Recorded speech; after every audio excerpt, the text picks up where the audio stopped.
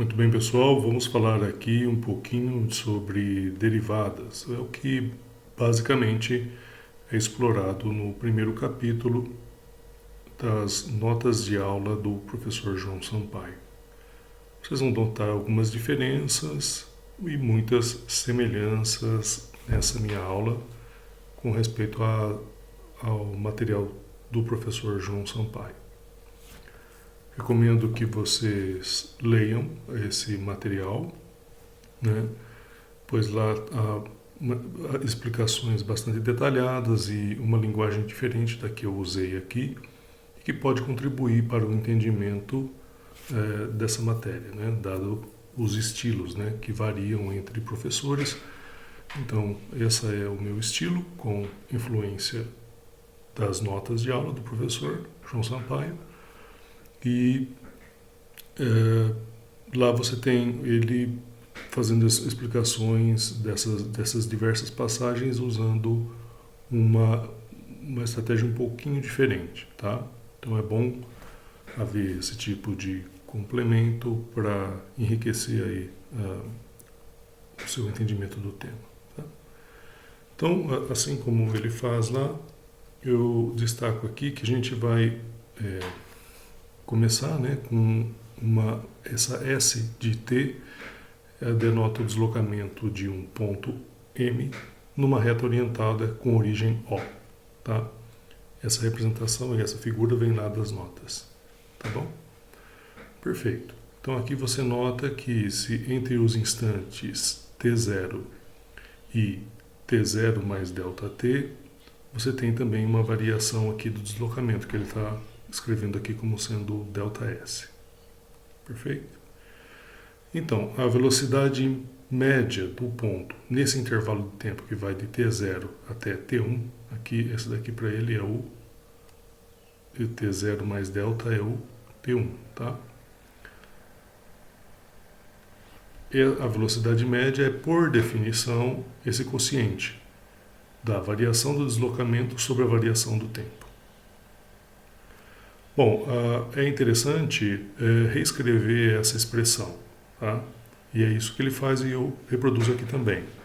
Você nota que o T1 ele é o T0 mais ΔT e que o S de T1 pode ser escrito, portanto, como S de T0 mais ΔT. Com isso, a própria variação ΔS vai ser escrita, que antes era escrita como S de T1 menos S de T0, agora será escrita como S de T0 mais ΔT menos S de T0, certo? Então, com essa reformulação, nós temos que a velocidade média tem essa expressão aqui, tá certo? Que ainda a variação do espaço sobre a variação do tempo, mas com esse novo, vamos dizer assim, uma ligeira simplificação desse denominador, certo? Uma certa maneira de deixar a escrita mais sintética. Em breve vocês vão apreciar bem isso, à medida que as contas aparecerem, vocês vão ver que isso daqui não é um mero capricho e é uma coisa bastante conveniente nas contas, na verdade. Ok? Bom, então vamos considerar um exemplo, né? Já que tem a definição ali, vamos fazer alguma conta, tá? Então aqui eu pego de novo um exemplo ali das notas, que eu vou considerar o deslocamento S de t dado por essa função, como A vezes t ao quadrado dividido por 2. A aqui é uma constante, tá bom? Então, repetindo o que ele fez ali, a definição, no intervalo a velocidade média é simplesmente essa expressão já dita, só que agora a gente vai usar a expressão da S do nosso exemplo. E daí a conta fica assim, tá certo? Eu estou usando que a S é A vezes T ao quadrado sobre 2. Vocês vejam que eu deixei o A sobre 2 aqui em evidência. Aí desenvolvo aqui o quadrado dessa primeira parte. Tenho esse resultado. Faço a subtração dos T zeros aqui. Vamos fazer alguma coisinha aqui com uma corzinha. Aqui faço a subtração desse cara com esse cara. E tudo que sobra, até o momento, é essa expressão. A sobre 2 vezes esse quociente aqui. No denominador tem ainda o ΔT e no numerador tem essa expressão. A seguir eu simplesmente simplifico o ΔT, né? E vocês veem que agora ele já não mais aparece aqui no denominador e a expressão ficou mais simples. Ficou A sobre 2 vezes 2T0 mais ΔT. Perfeito? Mais uma vez, aplico a distributiva aqui e tenho, por fim, essa expressão da velocidade média após todas essas contas. Tá? Por isso que eu dei o destaque aqui desses dois retângulos, para que ao final fosse isso que você levasse daqui para frente. Tá? Bem, então essa é a expressão da velocidade média. E você tem que, agora a gente quer com isso avançar um pouquinho mais no tema. Tá? Olha, observe o seguinte, que esse termo aqui tem uma contribuição que se aproxima de zero à medida que nós pegamos um intervalo de tempo menor, ou seja, que tomamos aí o T1 mais próximo do T0, correto? Então, o que isso nos leva? Nos leva ao seguinte, que assim, se o Vm, a velocidade média, ela se aproxima da velocidade instantânea no tempo t0, quando fazemos o t1 se aproximar do t0. Pois, mais uma vez, essa contribuição aqui desaparecerá à medida que eu fizer o t se aproximar de t1. E isso é uma própria noção de velocidade instantânea do tempo t0, certo? E isso é destacado aqui nessa forma de uma definição apresentada novamente ali nas notas. Então, isso que você nota com facilidade no exemplo, ele tem um caráter mais geral. A gente está interessado em coisas bem mais gerais do que aquela função que a gente estava trabalhando há pouco, certo? Então, do modo geral, a velocidade instantânea ela é definida por esse processo de tomar esse quociente ΔS sobre ΔT e fazer com que o ΔT se aproxime de zero. Tá bom? Esse quociente aqui. E um exemplo de conta explícita feito disso é o exemplo que acabamos de dar. Tá bom? Bem, a partir dessa motivação, aí fica mais clara a necessidade de definir derivada. Tá? Isso que está sendo mencionado aqui como velocidade instantânea é o que em matemática nós chamamos de derivada da função num ponto. Tá? O processo é o mesmo, você tem que considerar esse quociente aqui da variação da função f sobre a variação de x e tomar o limite desse quociente quando ΔX se aproxima de zero. Tá bom? Não se preocupe muito com como calcular isso daqui. Nesse momento, nós teremos a oportunidade de fazer diversas contas. Você deve, na verdade, entender, a partir do conceito de velocidade instantânea, o valor de fazer todo esse processo. O valor é esse. Pelo menos há uma situação de uso corrente, ou seja, o cálculo da velocidade instantânea que justifica todo esse processo, certo? Aqui nós estamos dizendo apenas que esse processo recebe agora um outro nome. Essa expressão agora recebe um outro nome, que é chamada derivada da função no ponto, tá bom? E quando você trabalha aqui com um ponto genérico, você simplesmente denota por f' de x. Agora, para um ponto específico, é costume em matemática nós usarmos um x índice zero aqui, certo? Por exemplo, você quer calcular a derivada da função num ponto, por exemplo, no ponto 1, no ponto 2, se isso for permitido. Aí você optaria por esse tipo de notação, tá? Essas coisas, com o tempo, não ficam bastante mais claras, tá? Bom, então, ali já definimos o que é a derivada, certo? Por enquanto é uma definição, vamos chamar assim, meramente aritmética, vamos dizer assim.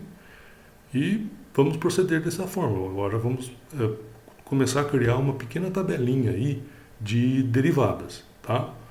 Então, começando por esse exemplo aqui, né, de uma potência que você pega f de x como sendo x elevado a n, com n aqui natural. Então você pega x elevado a 1, x elevado a 2, x elevado a 3 e assim sucessivamente, tá certo?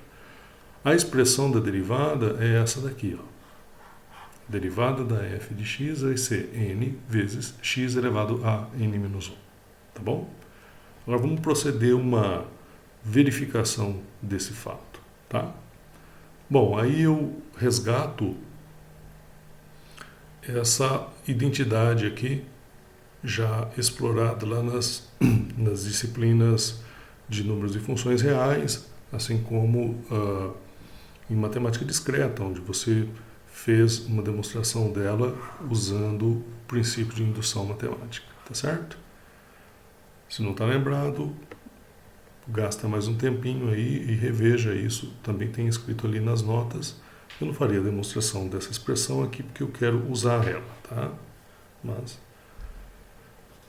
vocês têm acesso aí ao material e também ao professor, né, e tutores, e você vai poder, se desejar, ver novamente uma demonstração desse fato. Nesse momento eu quero que você registre isso, essa identidade, e prossiga aqui na conta comigo, tá? Então, essa identidade vale para quaisquer números reais A e B, perfeito? Então vamos lá. Seguindo a receita usada há pouco, nós vamos tomar a variação da função, segundo escrito há pouco, a variação da função vai ser x mais Δx elevado a n menos x elevado a n, certo? E agora, tomando A igual a x mais Δx e B igual a x, nós usamos reescrevemos essa expressão para esses valores de A e B, tá certo? Então a primeira parte da expressão fica A menos B, que dessa forma fica x mais Δx menos x. O resto da expressão é esse daqui. É um pouquinho mais feio, porque dá uma expandida aqui no A, mas não é nada assim que você deva ficar com receio, tá? É só você ver aqui, vai ficar x mais Δx elevado a n menos 1, x mais Δx n menos 2 vezes x, e assim sucessivamente, como registrado na fórmula acima, tá bom? Aí essa primeira parte aqui da expressão fica simplesmente Δx, e o resto aqui, até para poupar o espaço, eu escrevi na forma de somatório, tá bom? Ok, então, seguindo agora a outra parte da receita lá, né, de cálculo da derivada, ou velocidade instantânea, se você preferir, a gente tem que fazer agora o quociente da variação da f pela variação pelo Δx, pela variação de x. Ora, se você fizer isso, né, é simplesmente você elimina aqui o Δx e elimina aqui esse Δx e fica simplesmente com esse somatório. Bem, esse somatório agora, a gente tem que fazer o quê? Fazer com que o ΔX se aproxime de zero para determinar o valor da derivada. Ora, quando o ΔX se aproxima de zero, essa expressão, esse sujeitinho que está aqui, esse x mais ΔX, você nota que ele se aproxima, não é igual, tá? Ele se aproxima de x, tá certo? Por isso,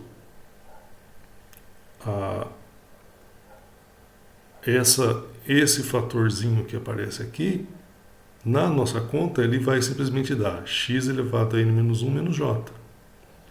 Que, você vendo aqui, esse cara aqui vai se aproximar de x menos 1 menos j, vezes x elevado a j vai dar x elevado a n menos 1, que é o que eu registrei aqui. Então, toda a expressão se aproxima dessa soma de x elevado a n menos 1. Mas você está somando x elevado a n menos 1 aqui, n vezes, certo? Está repetindo, está somando ele com ele mesmo n vezes. Sendo assim, a expressão está verificada, que a derivada daquela função é, portanto, n vezes x elevado a n menos 1. Muito bem. Tá? Então, note que aqui eu usei que esse sujeito está se aproximando de x e o resto decorre. Essa ideia é muito boa e dá para usar em outros contextos ainda. Então, vamos lá. Vou usar a mesma ideia para expandir um pouquinho a nossa listinha de derivadas. Tá? Então, pega aqui o f de x igual a x elevado a menos n, com n natural e aqui x positivo. Tá? A razão de x ser positivo é porque aqui você já está trabalhando com potência negativa, você sabe que não pode fazer divisão por zero e tal, então teríamos já um problema com isso. Né? Bom, vamos ver o que acontece aqui. A derivada dessa f tem uma expressão aí que não é tão difícil de guardar na cabeça. Simplesmente menos n vezes x elevado a menos n menos 1. Tá bom? Então tá, vamos proceder uma verificação desse fato. Como que você faz isso? Você tem que primeiro lembrar que x elevado a menos n é a mesma coisa que 1 sobre x elevado a n. E aí, depois desse passo, vamos seguir a receita lá. Vamos escrever de uma forma bacana a variação de f. Primeiro você usa simplesmente a definição, que vai ser f calculado em x mais Δx menos f de x. Foi o que eu fiz aqui. E agora eu faço uma conta. Essa daqui é uma operação de frações. Certo? Fiz aí a conta dessa operação, dessa diferença de frações. E ficaram essas duas expressões, para o numerador e para o denominador. Tá? Bom, agora eu só vou fazer uma correçãozinha aqui, né, de sinal, correção, né, uma reescrita na verdade, e deixar o menos 1 aqui em evidência, então vai ficar menos 1 vezes x mais Δx elevado a n, menos x elevado a n, sobre esse número aqui que está registrado, tá bom? Agora você vê que essa expressão aqui, nós já fizemos ali no slide anterior. Então, eu registro o resultado dessa expressão, tá certo? Deixando aqui esse ΔX em evidência. Muito bem. Então, era o que eu tinha que fazer com a variação da função f. Agora, vamos prosseguir o resto da receita. O que o resto da receita fala? Agora eu tenho que dividir a variação de f pela variação de x. Ora, se eu faço variação de f sobre a variação de x, eu elimino esse ΔX aqui da continha e, portanto, vai ficar simplesmente menos 1 vezes toda essa expressão. Tá? Não vou ficar repetindo essa expressão para não ficar chato de ficar lendo, né? Você está vendo que ela é. O que eu vou fazer agora? O último passo da receita lá de cálculo de derivada. Você tem que fazer com que essa variação de x se aproxime de zero. Fazendo isso, você nota que quando você faz ΔX se aproximando de zero, esse sujeito se aproxima de x. Assim como esse sujeito destacado aqui se aproxima de x. É por isso que a conta fica dessa forma que eu coloquei aqui no final, tá bom? O numerador é parecido com o que a gente viu há pouco, né? Ali do outro caso. E o denominador ficou essa expressão. Agora você só faz uma subtração das potências aqui de x, tá certo? X elevado a n menos 1 dividido por x elevado a n vezes x elevado a n. Fazendo essas contas aqui, né, entre as potências de x, você chega no resultado, que é menos n vezes x elevado a menos n menos 1. Tá bom? Então, mais uma vez, a ideia... essa expressão aqui veio em nosso auxílio. Tá bom? Agora, para concluir que a derivada dessa função tem essa expressão. Vamos prosseguir. Bom, a gente fez potência positiva, potência negativa e potência fracionária. Será que tem um jeito de fazer conta com isso daí, né? Então, eu vou pegar um primeiro tipo de potência fracionária aqui um pouquinho mais simples, tá? Eu vou pegar funções da forma x elevado a 1 sobre n, aqui x positivo e n natural, tá bom? A expressão da derivada é essa que aparece aqui logo do lado direito. Bem, o que temos que fazer? Seguir a receita. Fazer uma fórmula da variação de f e, na medida do possível, deixar ali a variação em x em evidência, como fizemos nos outros dois casos, né? E seguir a vida e depois mandar o ΔX para zero. Muito bem. Tudo bem, é isso que a gente tem que fazer.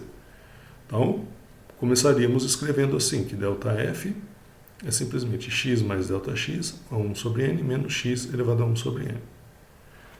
E aqui você pode ficar um tempinho, você gasta um tempinho falando assim, poxa vida, como é que eu vou sair desse sujeito daqui? Se tudo que eu tenho é aquela expressãozinha lá atrás do a elevado a n menos b elevado a n, né? E aqui isso não aparece, então é uma coisa muito louca. Você fala, poxa, não tem como usar, né? E aí você passa um tempo travado e não consegue sair disso daqui, tá? Não se preocupe não, tem salvação. Como que se faz isso? Uma ligeira mudança de técnica. O que eu vou fazer? Eu vou tomar o a como x mais ΔX elevado a 1 sobre n. E o b como x elevado a 1 sobre n. E, de novo, vou usar lá aquela expressão do a elevado a n menos b elevado a n. A elevado a n vai dar x mais ΔX. B elevado a n vai dar x, tá certo? Aqui, a propósito, estou usando esse fato aqui, tá? Ó. Por exemplo, se você tiver um outro número aqui, tá? Y elevado a 1 sobre n elevado a n, isso dá simplesmente y. Então, eu estou usando esse tipo de coisa, tanto para a n quanto para bn, tá? B elevado a n.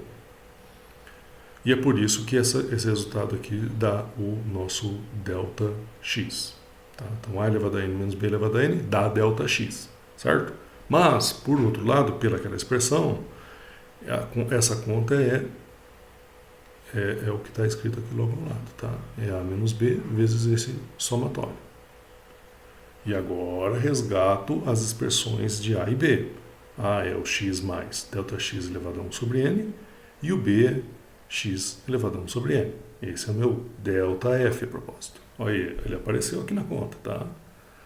Vezes esse somatório aqui, onde eu coloquei o valor de a e o valor de b, tá bom? Usando aqui operações de potência de números, tá? Muito bem. Então, a conclusão que eu tenho, passando esse sujeito para o outro lado, passando esse sujeito dividindo, é que o ΔF é igual a ΔX vezes 1 sobre esse somatório, tá? Basta você fazer a divisão como eu falei. Muito bem, então a expressão ficou isso, tá? Agora o que eu vou fazer? Eu vou fazer a divisão por ΔX, tá? Então fique atento que é isso que vai acontecer deste para o próximo slide. E aí, fazendo isso que eu falei, ΔF sobre ΔX vai ficar 1 sobre esse somatório maravilhoso aqui, né? Bom, não há muito com o que se preocupar, tá? Porque quando você fizer o ΔX se aproximar de zero, essa expressão, esse sujeito destacado aqui, se aproxima de x.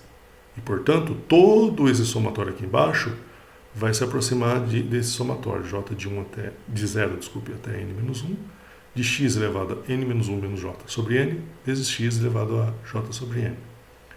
Aqui, você agora faz a soma das potências, vai ficar x elevado a n menos 1 sobre n, simplesmente, mas como você somou x elevado a menos 1 sobre n vezes, o resultado aqui do denominador é esse, n vezes x elevado a n menos 1 sobre n. Tudo bem? E agora você usa, né, aqui aquele lance lá de operação com potências, né? 1 sobre 1 y elevado a alfa é y elevado a menos alfa, tá? Foi isso que eu fiz aqui com esse sujeitinho aqui, com o x elevado a n menos 1 sobre n. Vejo que aqui escrevi de um outro jeito aqui, mas houve uma mudança correspondente de sinal. Aí faço essa continha dessa fração aqui e chego no resultado, que é 1 sobre n vezes x elevado a 1 sobre n menos 1. Como a gente queria verificar lá no começo, tá? Então você vê, essa conta já deu um pouquinho mais de trabalho, mas ainda sai com aquela fórmula essencial lá, né? Bem, aí você começa a ficar um pouquinho mais ganancioso, fala, olha, puxa, eu fiz até aí, agora com essa potência fracionária, dá para fazer um pouquinho mais, né? Então, sim, dá sim, só que eu vou deixar como um probleminha para você pensar. E, se necessário, você vai contar com o auxílio aqui do professor e dos monitores e tutores. Então, eu proponho esse problema. Olha, verifique que a derivada de x elevado a m sobre n é igual a m dividido por n vezes x elevado a m sobre n menos 1, certo? Aqui para x positivo, n natural e m um inteiro não nulo. Desculpa, aqui agora que eu notei, estão trocados. O